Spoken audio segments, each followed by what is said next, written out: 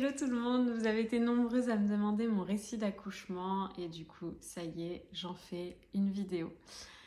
Donc bienvenue sur ma chaîne YouTube où je vais vous parler de différents sujets autour de la maternité et du postpartum. Et donc aujourd'hui, on est à plus d'un mois après mon accouchement. Ma petite fille est née chez moi, dans ma salle de bain, et j'étais toute seule.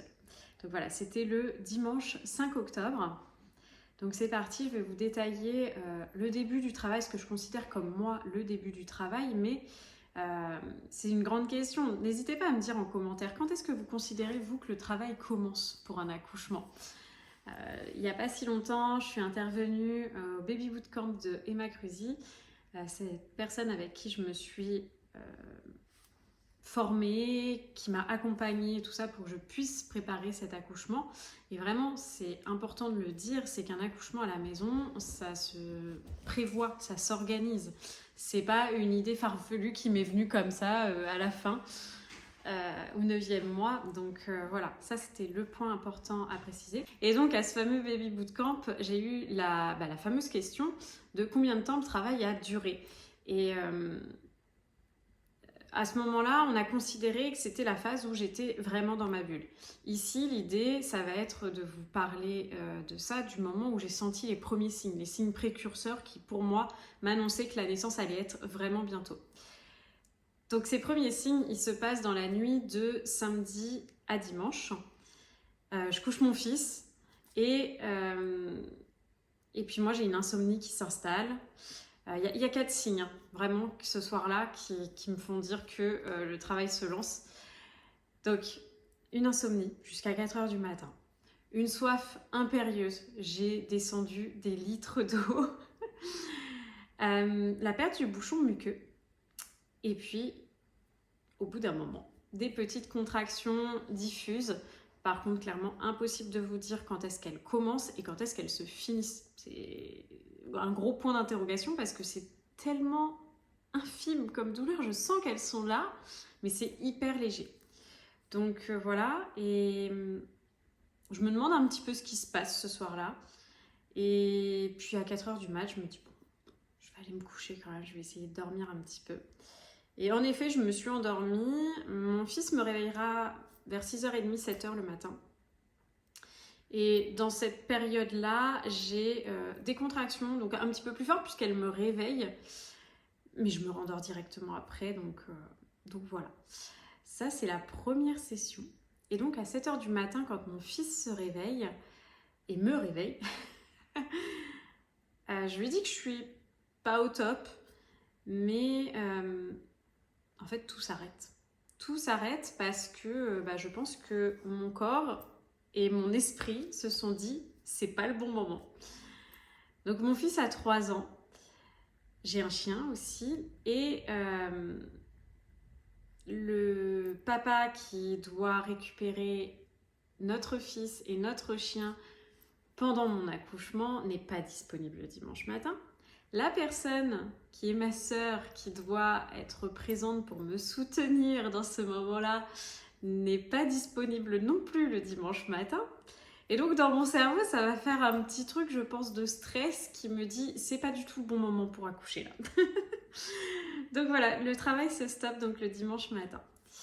Ce jour-là, ce qui était prévu, c'est qu'on fête l'anniversaire de mon fils, qui est du mois d'avant, mais on le fêtait avec ses cousins. Donc ma sœur vient avec ses enfants et on fête ça aussi avec le papa. Et tout ça va se passer, donc pas dans ma maison, dans la maison du papa, parce que moi, tant que je n'avais pas accouché, je ne voulais pas inviter de monde chez moi. Puisque tout était prévu vraiment pour que je puisse y accoucher.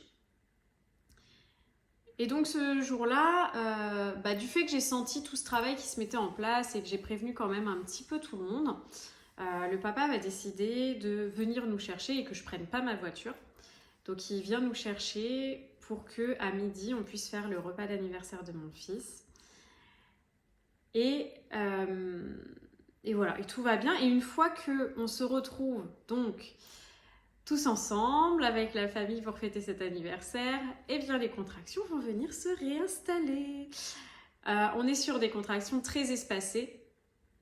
Et pareil que pour la nuit, je ne sais pas combien de temps elles durent parce que je suis incapable de déterminer le début. Je suis incapable de déterminer le début et la fin. Le repas se fait et puis au fur et à mesure, mais je suis pas vigilante à tout ça, mais au fur et à mesure, les contractions, elles vont être moins espacées et puis elles vont augmenter un petit peu en intensité, c'est-à-dire que les gens autour de la table peuvent voir quand j'ai une contraction parce que je me crispe un petit peu et puis ça s'arrête.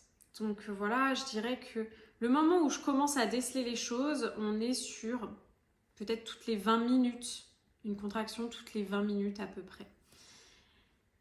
Et le repas se finit, mon fils a son cadeau d'anniversaire, son premier vélo. Et ça commence à augmenter en intensité quand même si c'est pas... c'est quelque chose de totalement gérable. Il faut savoir, petite parenthèse, que mon premier accouchement pour mon fils, j'ai un déclenchement et j'accouche sans péridurale. Donc mon idée de la douleur de l'accouchement, elle est très très haute. Et les femmes qui ont vécu la même chose que moi sauront de quoi je parle vraiment. Et du coup, tout me semble très simple pour le moment et je me dis, bah clairement, bébé n'est pas prêt d'arriver parce qu'à ce rythme-là, j'en ai encore pour un bout de temps. Donc on finit le repas, il est 13h, 14h, voilà. Mon fils a son cadeau. Je me crispe un petit peu plus, ça me penche un petit peu vers l'avant les contractions. Mais voilà, j'attends quelques secondes et hop, la vie reprend quoi. Donc je propose qu'on aille faire un tour pour que mon fils découvre sa première sortie à vélo. Et donc au moment de la sortie, eh bien, chaque contraction, hop, je me penche en avant, je ferme les yeux et je repars. Ça dure pas longtemps. Et au début, on est toujours sur 20 minutes, 15 minutes. Et puis au fur et à mesure de la balade, on arrive sur un petit délai un petit peu différent puisqu'on est sur toutes les 10 minutes. Sur la fin de la balade, on doit être à 7-10 minutes. Puisque ma sœur, du coup, qui est là, quand elle me voit me crisper, elle commence à calculer quand même l'espace entre deux contractions pour commencer à suivre les choses. Donc voilà, on n'a jamais calculé la durée d'une contraction. Ça, c'est quelque chose qu'on n'a pas fait. Donc on se décide à un moment de rentrer quand même à la maison parce que, elles sont quand même de plus en plus fortes ces contractions. Et donc dès qu'on arrive, eh bien je vais m'installer sur le canapé. Et alors là, j'ai une très belle contraction, je pense qui dure entre 30 et 45 secondes. Et celle-ci, elle me couche. Elle me couche. Je mets ma tête dans le canapé. Et là, quand elle se finit, je dis je veux bien rentrer chez moi là. Donc je sens que là, par contre, on a passé à une autre catégorie de douleur par rapport à ce qu'était avant. Je sens les choses qui sont présentes dans mon corps et qui se passent. Et du coup, donc tout le monde va partir, les cousins, cousines, avec ma sœur. Et puis le papa va me ramener chez moi. Du coup, l'idée c'est... Je crois que bébé se réveille. Alors, où est-ce que j'en étais? Le papa me ramène chez moi. Et il va récupérer en même temps toutes les affaires pour notre fils et pour notre chien pour pouvoir garder tout le monde et que moi je puisse être dans ma bulle à 100%. Bébé est en train de se rendormir ou pas? Vu que je parle, ça lui fait ouvrir les yeux. Et donc je disais, comme ça je n'ai à me soucier que de moi. Sur le trajet, on a 17 minutes de route. Sur le chemin du retour, je vais avoir 2 contractions assez intenses. Et puis quand j'arrive ici, je pense que le temps entre chaque contraction est passé à 5 minutes à peu près d'écart une fois que j'arrive à la maison. Et j'ai qu'une hâte, c'est que tout le monde reparte d'ici. Donc le papa et mon fils. Parce que je sens que j'ai besoin d'être seule. Et c'est du coup la demande que je vais faire assez rapidement, c'est de partir pour que je me retrouve seule. Et donc là commence, ça y est, la partie vraiment plus intense. Je suis toute seule chez moi et j'ai mes contractions. Je me dis que je vais attendre que ma sœur revienne. Elle part déposer ses enfants et puis après elle doit arriver à la maison.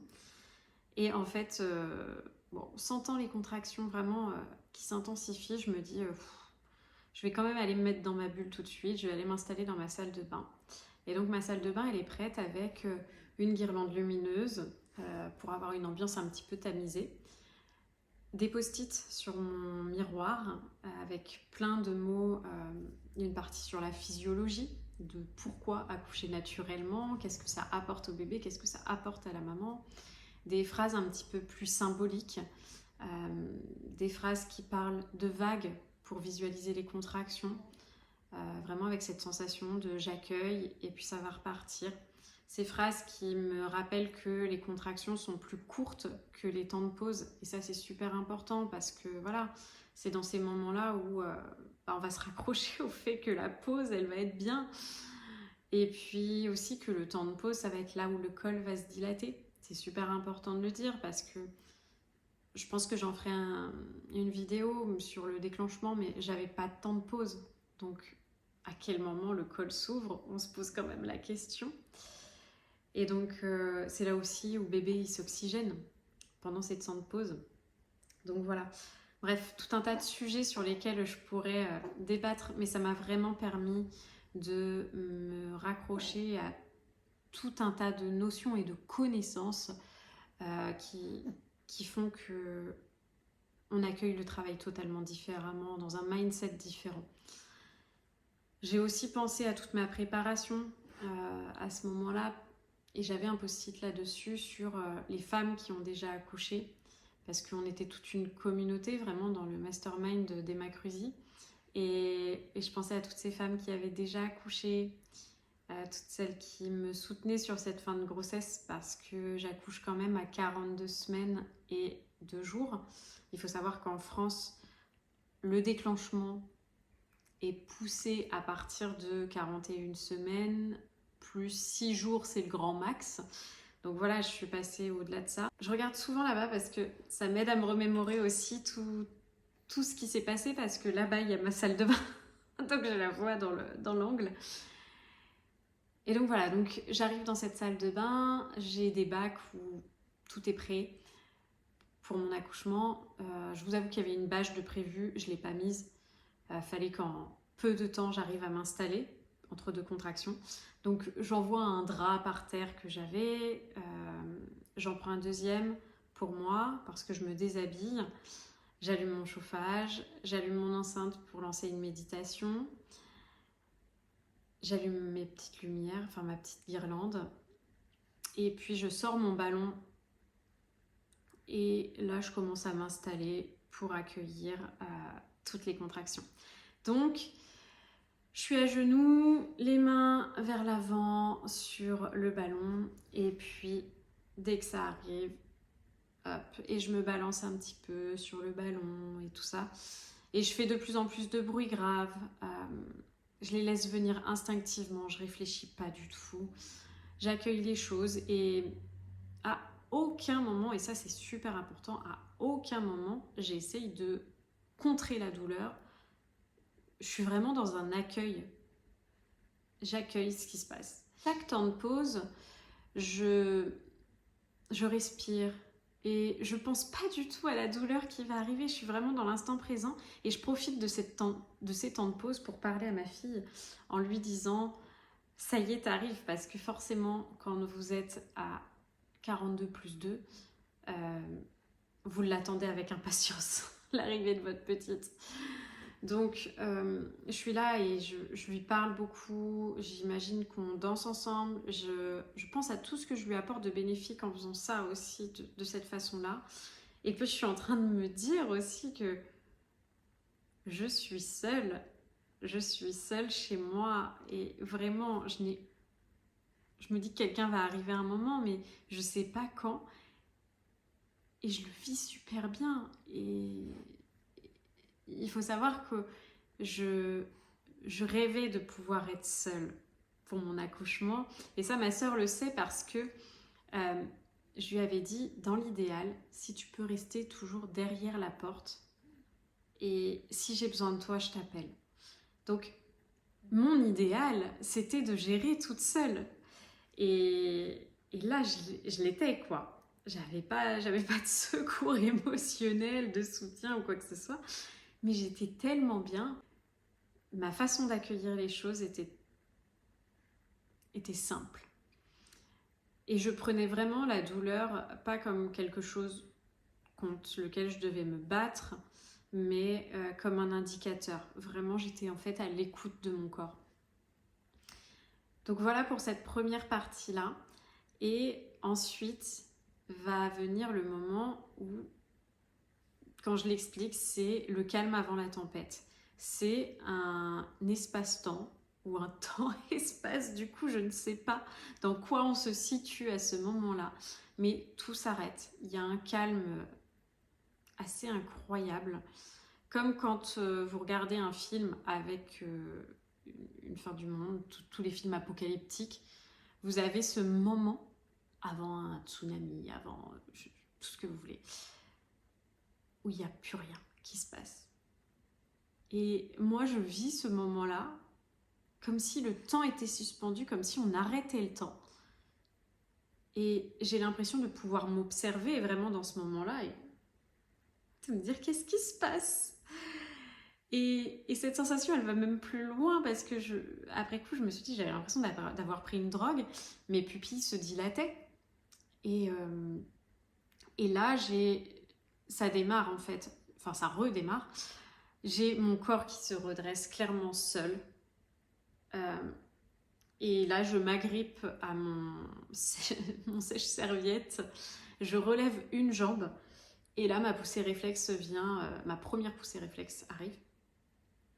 Et là, je me dis, waouh, déjà c'est l'incompréhension totale. Je me dis, c'est pas possible, ça fait pas si longtemps que ça a démarré. Et je suis déjà aux poussées réflexes. Je me dis aussi, j'ai pas eu de phase de désespérance. Qu'est-ce qui se passe? Et là, je laisse mon corps faire. En fait, clairement, je ne suis pour quelqu'un qui est beaucoup dans le contrôle dans son quotidien, à vouloir tout gérer. Là, je suis dans un lâcher-prise complet. Je me laisse totalement porter par ce qui se passe. Et donc, j'ai cette première poussée réflexe. La deuxième arrive très peu de temps après. Et là, je me dis, waouh, elle est déjà là. Mais j'ai pas du tout les mêmes sensations que sur mon premier accouchement. Et je veux toucher, je veux voir ce qui se passe. Et en fait, j'ai à peine le temps de regarder et de toucher que j'ai la troisième poussée réflexe qui arrive. Et là, bébé est, désolée pour le terme, mais expulsé. Expulsé. Et pour la simple et bonne raison que bébé est encore dans sa poche. Donc la fin de la poche au moment du passage va s'ouvrir, donc j'ai déjà de l'eau qui part, mais tout son corps est recouvert de la poche des os. Et donc je vais lui ouvrir au niveau du visage. Je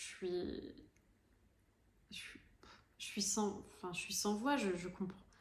Je la vois là sur le sol, le visage vers moi, et je viens ouvrir sur son visage. C'est assez incroyable.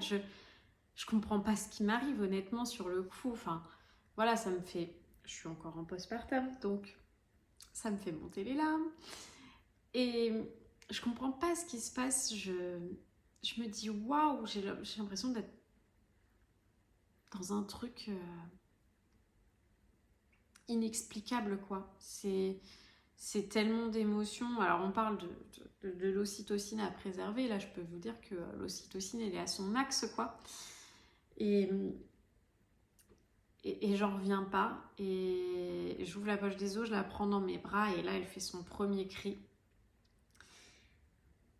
Elle me regarde. Elle fait son premier cri. Et rapidement, je vais m'installer, je vais m'asseoir comme je peux. Hein. Mais pour la mettre au sein. Et puis, on va faire cette première tétée. Temps de pause.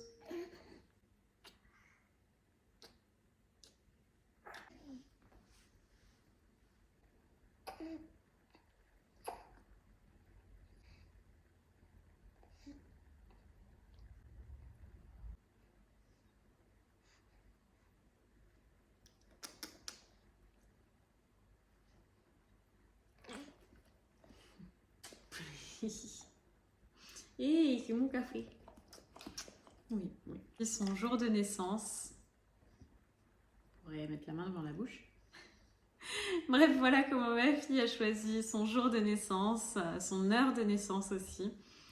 Et derrière ça, s'ensuit un moment où ma soeur arrive et forcément, elle entend quoi? Les premiers cris de bébé. Et donc, elle arrive en trompe dans la salle de bain. Et là, moi, je dis non! Assez agressive, je pense. Et puis elle referme la porte, la pauvre, en disant désolée, désolée. J'imagine bien la surprise quand on arrive quelque part pour soutenir quelqu'un dans l'accouchement et qu'on entend déjà le bébé. Il y a un problème. Mais non, tout allait bien. Et voilà, je vous garde toute la deuxième partie parce qu'un accouchement, ça se finit au moment où le placenta est délivré. Donc toute cette partie-là, je vous la garde pour une deuxième vidéo parce que ce que vous savez pas forcément, c'est que j'avais une sage-femme de prévu pour m'accompagner à la maison qui finalement ne vient pas. Donc j'ai rien pour clamper le cordon. Voilà, la suite de l'histoire est un petit peu folklore aussi. Donc je vous retrouve dans une prochaine vidéo pour vous raconter tout ça. En attendant, pour être prévenu de la prochaine vidéo, abonnez-vous. Laissez-moi un commentaire pour vous dire ce que vous avez pensé de cet accouchement. Si vous avez des questions, n'hésitez pas à me rejoindre aussi sur Instagram. Je vous dis à très bientôt et merci de m'avoir écouté.